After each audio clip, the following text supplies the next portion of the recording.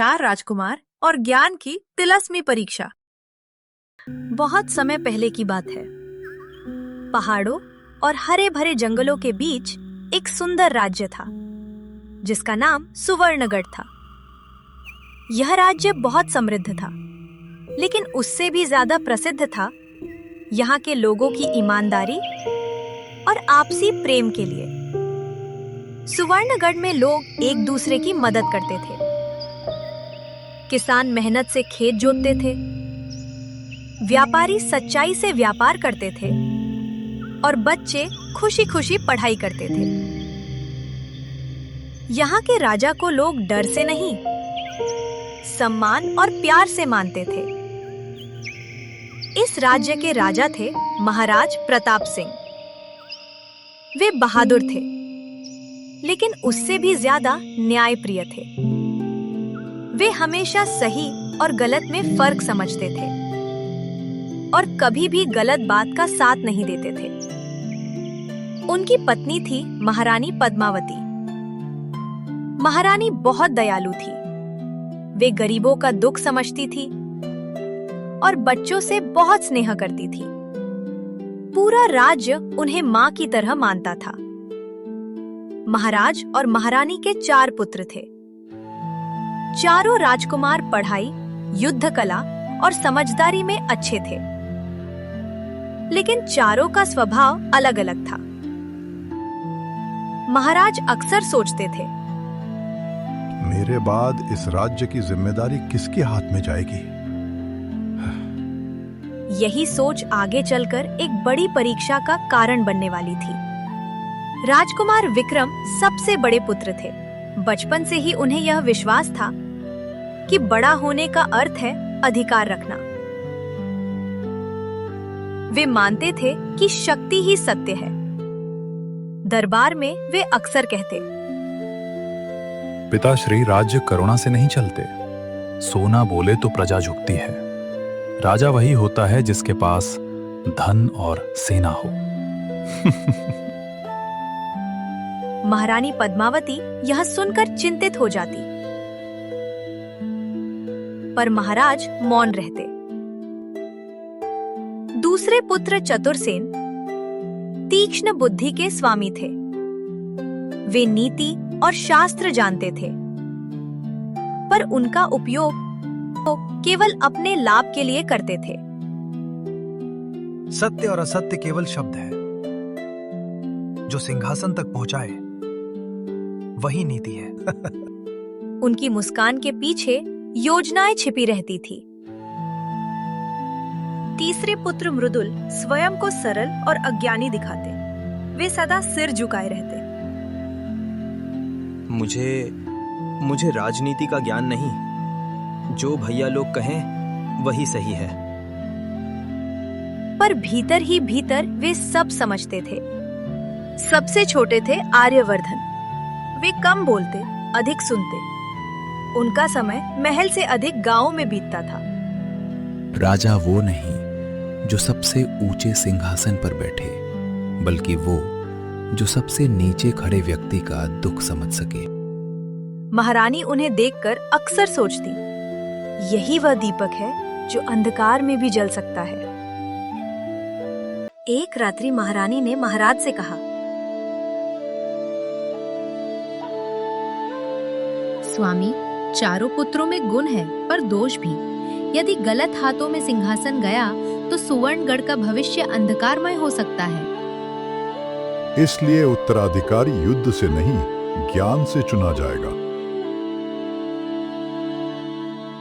उसी क्षण ज्ञान की तिलस्मी परीक्षा का निर्णय हुआ। अगले दिन दरबार में घोषणा हुई कि 4 राजकुमारों को 4 रहस्यमयी पहेलियां हल करनी होंगी। ये परीक्षा केवल बुद्धि की नहीं, बल्कि धैर्य, करुणा और सत्य की भी होगी। पहला प्रश्न था उस तिलस्मी बोलती चिड़िया को वश में करना जो जंगल के बीच एक रहस्यमयी हवेली में रहती है। चारों भाई एक साथ यात्रा पर निकले। रास्ते में उनके विचार और संवाद बार बार टकराते। तिलस्मी वन में प्रवेश करते ही वातावरण बदल गया। सूर्य का प्रकाश भी मानो छन छन कर धरती पर गिर रहा था। विशाल वृक्षों की डालियां आपस में टकराकर रहस्यमय स्वर उत्पन्न कर रही थी। हर कदम पर ऐसा लगता था जैसे कोई अदृश्य शक्ति चारों राजकुमारों की परीक्षा ले रही हो। कुछ दूर चलने पर एक प्राचीन हवेली दिखाई दी। उसकी दीवारें काली थी, पर उन पर जड़े प्रतीक नीले प्रकाश से चमक रहे थे। द्वार के ऊपर स्वर्ण अक्षरों में खुदा था, सत्य स्वतंत्र है, जो उसे बांधेगा वही नष्ट होगा। चारों भाई ठिठक गए। ये सब डराने के लिए लिखा गया है। राजा को डर नहीं लगता। अगर चिड़िया है तो पकड़ेंगे। भैया, ये साधारण स्थान नहीं, यहाँ हर शब्द का अर्थ है। हमें सोच समझकर आगे बढ़ना होगा।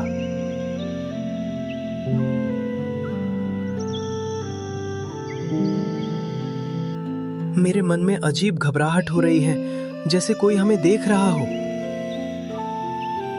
यदि कोई हमें देख रहा है तो वो हमारा इरादा भी देख रहा होगा। हवेली में प्रवेश करते ही द्वार अपने आप बंद हो गया। हवा घूमने लगी और एक मधुर किंतु गंभीर स्वर गूंजा। कौन है जो सत्य को अपना मानता है? मैं राजा का पुत्र हूँ। जो यहाँ है वो मेरा है। तुरंत ही जमीन हिलने लगी। विक्रम लड़खड़ा गया। हे तिलस्मी शक्ति, मैं शास्त्रों का ज्ञाता हूं। मंत्रों द्वारा तुम्हें वश में कर सकता हूं। जैसे ही उसने मंत्र पढ़ा, दीवारों के प्रतीक उल्टे घूमने लगे और उसकी आवाज गूंज में दब गई। शायद हमें चुप रहना चाहिए। आर्यवर्धन आगे बढ़े। उन्होंने अपने हथियार नीचे रख दिए, दीपक जलाया और शांत स्वर में बोले, यदि तुम सत्य हो तो स्वतंत्र रहो। हमें उत्तर नहीं, दिशा चाहिए।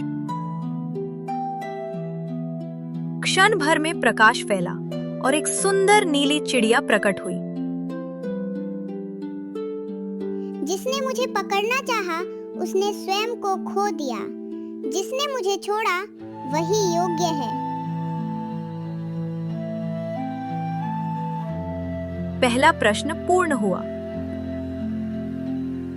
दूसरा प्रश्न था उस जादुई कुएं से अपने प्रश्न का उत्तर लाना, जो केवल एक नेक और ईमानदार इंसान को ही जवाब देता है। चारों ओर टूटी मूर्तियां और जमी हुई धरती। कुएं से ठंडी हवा उठ रही थी।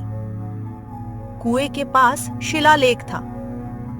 3 प्रश्न पूछे जाएंगे, पर उत्तर एक ही होगा। मैं सबसे पहले पूछूंगा, क्या मैं राजा बनूंगा? कुआं मौन रहा। इस सन्नाटे से मुझे डर नहीं लगता। अगर ये कुआं भविष्य देख सकता है तो इसे मेरे शौर्य का सम्मान करना होगा। मेरा प्रश्न स्पष्ट है, क्या मेरी भुजाओं में इतनी शक्ति है कि मैं इस आर्यवर्त का चक्रवर्ती सम्राट बनूं? क्या मैं राजा बनूंगा? कुआं निस्तब्ध रहता है। केवल हवाओं की साय साय सुनाई देती है। मौन? मेरी वीरता का उत्तर ये सन्नाटा है। मुझे तो लगता है जैसे ये स्थान मात्र एक पाखंड है। ये कुआं कोई भविष्य नहीं जानता। ये केवल एक छल है जो हमें भटका रहा है। विक्रम को रोकते हुए अपनी कुटिल मुस्कान के साथ, क्रोध बुद्धि का शत्रु है मित्र। सत्ता बल से नहीं, कूटनीति से चलती है। मुझे प्रयास करने दो। हे काल के कुएं, मुझे वो मार्ग बताओ जिससे सत्ता को स्थायी बनाया जा सके। वो कौन सा मंत्र है जिससे मेरा साम्राज्य कभी नष्ट ना हो और मेरी पीढ़ी दर पीढ़ी राज करे। अचानक कुएं का जल काला पड़ने लगता है, जैसे कोई अशुभ छाया उसमें समा गई हो, पर कोई ध्वनि नहीं आती।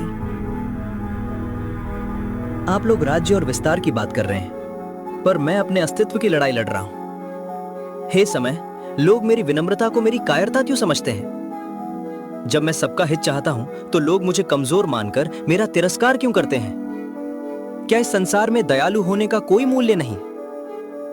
पानी में तीव्र हलचल होती है, भंवर उठते हैं, पर अंत में फिर से वही भयानक शांति छा जाती है। आर्यवर्धन ने शांत और स्थिर मुद्रा में अपनी आंखें बंद करते हैं। उनके चेहरे पर गहरी गंभीरता है। वे कुएं के अस्तित्व को नमन करते हुए बोलते हैं। विक्रम ने भविष्य चाहा, चतुर ने अमर साम्राज्य और मृदुल ने आत्मसम्मान, किंतु राजा वह नहीं जो अपने लिए सोचे। हे समय के साक्ष्य, मेरा प्रश्न यह है, एक न्यायप्रिय शासक के लिए सिंहासन पर बैठने का सबसे उपयुक्त और सही समय क्या है? उसे कब राजा बनना चाहिए?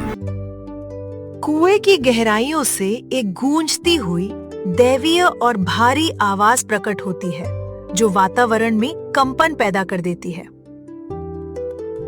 सत्य स्वतंत्र है और समय निष्पक्ष। जब तुम्हारी व्यक्तिगत महत्वाकांक्षाएं शून्य हो जाए, जब तुम्हारे भीतर का मैं मर जाए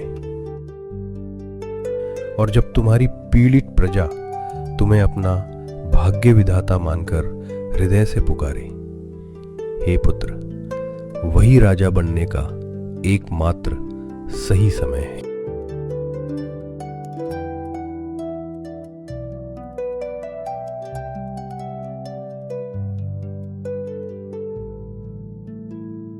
तीनों भाई निशब्द रह गए। तीसरा प्रश्न। तीसरी परीक्षा में महाराज का आदेश था, एक ही दिन में राज्य का सबसे बुद्धिमान और सबसे मूर्ख व्यक्ति खोजो। विक्रम, ये तो कितना सरल है। बुद्धिमान कौन होता है? निसंदेह वो जिसके पास अथाह धन हो, जिसके खजाने भरे हों, जिसके निर्णयों से राज्य की समृद्धि बढ़ती हो। जो धनवान है वही बुद्धिमान। जिसके पास संपत्ति है उसके पास शक्ति है, और शक्ति ही ज्ञान का अंतिम प्रमाण है। मैं उन सेठों और व्यापारियों को खोजूंगा जिनकी कोठियां स्वर्ण मुद्राओं से भरी हैं, जिनके व्यापार दूर दूर तक फैले हैं। उन्हीं के बीच मिलेगा हमें राज्य का सबसे बुद्धिमान व्यक्ति। और मूर्ख वो गरीब जो अभाव में जीता है, जिसे 2 वक्त की रोटी भी मुश्किल से नसीब होती है। हाँ, यही सत्य है।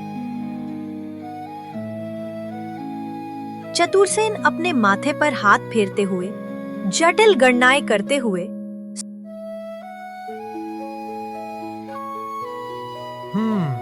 बुद्धि और मूर्खता, यह इतना सीधा नहीं है विक्रम।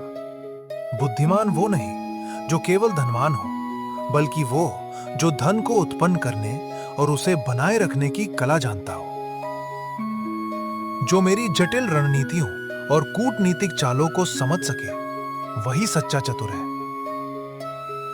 मुझे उन दरबारियों, मंत्रियों और सलाहकारों से मिलना होगा जो शब्दों के जाल बुनते हैं, जो राज्य की गूढ़ नीतियों को समझते हैं। यदि वे मेरी किसी भी योजना को सहजता से समझ लेते हैं और उसमें अपनी अंतर्दृष्टि जोड़ते हैं, तो वही बुद्धिमान होगा। और जो मेरे तर्कों को ना समझ पाए, मेरी बात को सुनकर भौचक्का रह जाए, वही सबसे बड़ा मूर्ख। मृदुल शांत स्वभाव का, कुछ चिंतित और आत्मविश्लेषण में डूबा हुआ सोचता है। बुद्धिमान और मूर्ख, ये कितनी गहरी बात है। क्या धनवान होना बुद्धि का प्रतीक है, या चतुर होना ही बुद्धिमत्ता है? मुझे तो स्वयं अपनी ही बुद्धि पर संदेह होता है। हर बार जब मैं किसी समस्या का सामना करता हूं, तो मुझे लगता है कि मैं ही सबसे बड़ा मूर्ख हूं। क्या यह संभव है कि मैं ही वो व्यक्ति हूं जिसकी महाराज को तलाश है? शायद सबसे बड़ी मूर्खता अपनी मूर्खता को ना पहचानना हो, और सबसे बड़ी बुद्धि अपनी सीमाओं को स्वीकार करना। मैं कहां जाऊं? किससे पूछूं? चारों भाई अलग अलग दिशाओं में निकले। वहीं दूसरी ओर आर्यवर्धन वे गांव पहुंचे। उन्होंने किसानों, बच्चों और वृद्धों से सहजता से संवाद किया, उनकी बातें सुनी और अपने प्रश्नों के उत्तर खोजे। महाराज, आप बड़े गहरे प्रश्न पूछते हैं। हमारे लिए इस धरती से जुड़ा हर इंसान कम में संतोष ही हमारी सबसे बड़ी बुद्धि है। जब हमें थोड़े से पानी से खेत सींच कर अच्छी फसल मिल जाती है तो हमारे मन को जो तृप्ति मिलती है वही ज्ञान है। जब हमारे बच्चे स्वस्थ होते हैं और हमारे घर में प्रेम होता है तो हमें लगता है कि हमने सब कुछ पा लिया। लोभ और लालच से दूर रहना, अपनी ज़रूरतों को समझना और उन्हीं में खुश रहना, यही हमें सबसे बुद्धिमान बनाता है। जो इस छोटे से जीवन की सुंदरता को पहचानता है और व्यर्थ की इच्छाओं में नहीं उलझता, वही वास्तव में बुद्धिमान है स्वामी। आपके विचार अत्यंत सारगर्भित है किसान भाई। तो फिर आपकी दृष्टि में सबसे बड़ी मूर्खता क्या है? वो कौन सा कार्य है जो मनुष्य को सबसे अज्ञानी सिद्ध करता है? सबसे बड़ी मूर्खता वो है जो सब कुछ पाकर भी दुखी रहे, जिसके पास भरा हुआ अन्न भंडार हो फिर भी उसे और अधिक की लालसा हो, जिसके पास प्रेम करने वाले लोग हों फिर भी वो अकेलापन महसूस करे, जो स्वस्थ शरीर पाकर भी रोगों का रोना रोए, जो सुंदर दुनिया को देखकर भी उसमें दोष ढूंढे, जो जीवन के हर पल में असंतोष महसूस करे, चाहे उसे कितनी भी खुशियां क्यों न मिली हों, जो अपनी ही बनाई हुई इच्छाओं के जाल में फंस जाए और कभी मुक्त न हो पाए, वही व्यक्ति महाराज सब पाकर भी सबसे बड़ा मूर्ख है, क्योंकि उसने जीवन के वास्तविक आनंद को कभी समझा ही नहीं।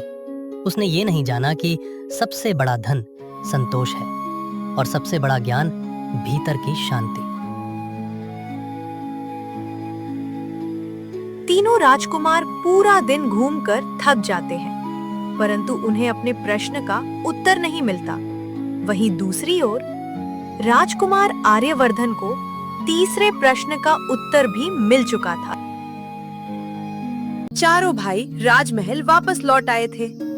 अब बारी थी अंतिम परीक्षा की, जो राज दरबार के बीचों बीच होने वाली थी।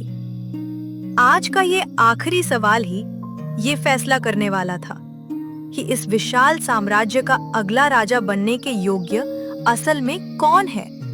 पुत्रों, मेरी मुट्ठी में वो वस्तु है जिसे ना कोई देख सकता है ना कोई खरीद सकता है। वो आग में जलती नहीं और तलवार उसे काट नहीं सकती। वो जितना दूसरों को दोगे तुम्हारे पास उतनी बढ़ती जाएगी, लेकिन यदि उसे एक बार खो दिया तो वो पूरी दुनिया का स्वर्ण देकर भी वापस नहीं मिलेगी। बताओ, मेरी मुट्ठी में क्या है? पिताजी, मुट्ठी में कुछ नहीं है तो वो हवा होगी। उसे ना कोई देख सकता है न काट सकता है। गलत उत्तर। हवा को हम देते नहीं, वो तो सबके पास है। महाराज, वो ज्ञान है, उसे कोई देख नहीं सकता और बांटने पर वो बढ़ता है। ज्ञान को स्वर्ण देकर वापस पाया जा सकता है चतुर, पुस्तकों और गुरुओं से। मेरी वस्तु खो गई तो कभी नहीं लौटेगी। शायद वो सांस है जो एक बार गई तो लौटती नहीं। हाँ, नहीं। आर्यवर्धन आगे बढ़े और महाराज की बंद मुट्ठी को प्रणाम किया। महाराज, आपकी मुट्ठी में विश्वास है। विश्वास वो अदृश्य धागा है महाराज, जो प्रजा को राजा से जोड़ता है। इसे खरीदा नहीं जा सकता, केवल कमाया जा सकता है। एक राजा जब अपनी प्रजा पर और प्रजा अपने राजा पर विश्वास करती है तो वो शक्ति बढ़ती ही जाती है। लेकिन यदि ये कांच की तरह एक बार टूट जाए तो दुनिया का सारा स्वर्ण भी इसे पहले जैसा नहीं जोड़ सकता। आपकी बंद मुट्ठी का अर्थ यही है कि एक राजा के हाथ में उसकी प्रजा का भरोसा सुरक्षित होना चाहिए। प्रजा केवल धन की खनक, कूटनीति के जाल, ज्ञान के भार या स्वभाव की सहजता से नहीं चलाई जा सकती। राज्य का रथ चलाने के लिए इन सब का उचित संतुलन आवश्यक है। विपरीत परिस्थितियों में विकल्पों को तौलना, सत्य और असत्य का भेद करना और अंततः सबसे कल्याणकारी मार्ग चुनना ही एक राजा का धर्म है। वस्तुओं और परिस्थितियों का सही मोल पहचान कर सही समय पर सही विकल्प चुनना ही एक शासक की सबसे बड़ी शक्ति और उसकी योग्यता का अंतिम प्रमाण है। आर्यवर्धन ही मेरा वास्तविक उत्तराधिकारी है। चारों पुत्र मेरे हृदय हैं, पर आज आर्यवर्धन पूरे राज्य की धड़कन बन चुका है। आखिरकार वो घड़ी आ ही गई जिसका पूरे साम्राज्य को इंतजार था। आर्यवर्धन को राज्य का नया राजा चुन लिया गया था। ये केवल एक राज्याभिषेक नहीं था, बल्कि अधर्म पर धर्म और अहंकार पर विवेक की जीत थी। चारों ओर जय जयकार होने लगी।